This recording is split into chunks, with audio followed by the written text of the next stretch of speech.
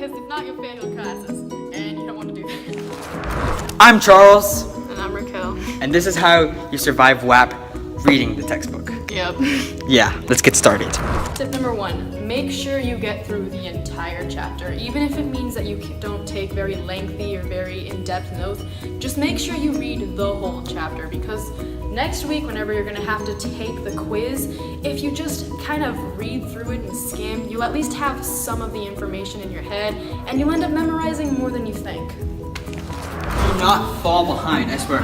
If your class is on chapter, let's say 17, and you're still on chapter 15, you're gonna fall behind like really badly, and then you're like, what is in here? What am I doing?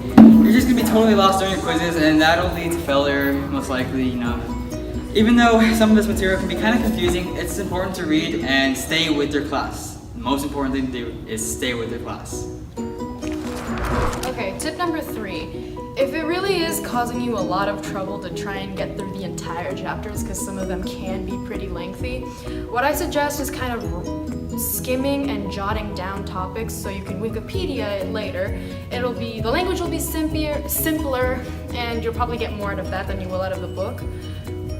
So if worst comes to worst, really just kind of skim through, write down crude topics, and then take notes on that. Find stuff on the internet, so on and so forth. Tip number 4, find a comfortable place to read. If you're at home and your little brother's banging on your door and your parents are yelling and you have to work and all this stuff is going on at once, I recommend putting in some earbuds and laying on your bed and just opening your book, finishing the chapter like step 1 preceded. National leaders for a new global order. Great. Tip number 5. Oh God. Take breaks. Take 15-minute breaks. If you spend the entire night just reading this book, I swear to God, you will lose your shit by the end of the day, and you don't need that before the test. Tip number 6. Take some notes while you're reading. Don't be scared to jot down any clever ideas or anything important you might think that might be on the test or quiz. For example, like World War I.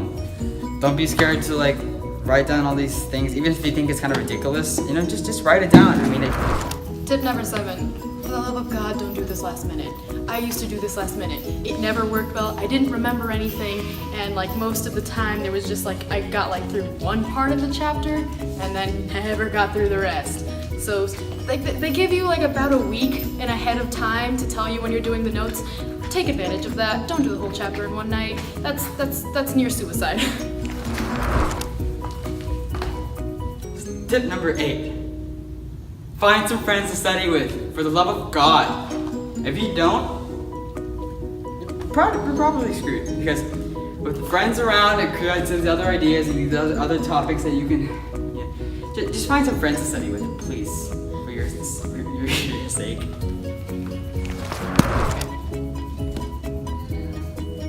Tip number 9. Okay, take some snacks while you read the book, because normally when you read the book, you're in for the long haul, you get peckish, times get rough, things aren't that bad if you have some food, because then you can convince yourself that maybe you're not just reading for a long ass time, you're snacking and educating yourself. Put gummy bears on each page, it'll help you. Yeah, what Charles said. I'm serious. Tip number 10. Be creative with your environment.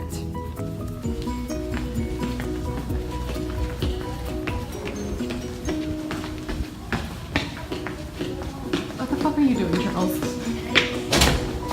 Oh God. Homeboy.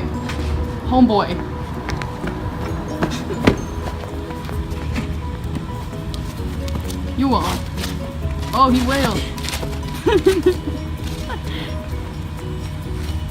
Don't be scared to take on new heights.